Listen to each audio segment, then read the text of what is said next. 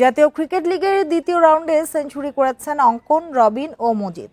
মিরপুরে মিরাজ, নাহিদুল বল হাতে সফল। চট্টগ্রামের মমিনুল ৮ রানের জন্য সেঞ্চুরি মিস করেছেন।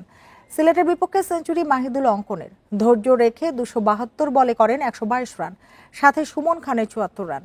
ঢাকা অল আউট হয় ৩১০ রানে। ইবাদত ও খালেদ নেন ৩টি করে উইকেট। জবাবে দ্বিতীয় দিন শেষে সিলেটের সংগ্রহ বিনা উইকেটে ৩৩ রান। আসরে অভিষেকেই ময়মনসিংহ দারুণ খেলছে। কক্সবাজারে রংপুরের বিপক্ষে প্রথম ইনিংসে ২ সেঞ্চুরি ও ২ ফিফটি তাদের। রবিনের পর সেঞ্চুরি করেন মজিদ। ৬ উইকেটে ৫৫৫ রানে ইনিংস ঘোষণা করে ময়মনসিংহ। জবাবে রংপুরের দিন শেষে সংগ্রহ ২ উইকেটে ১৮ রান।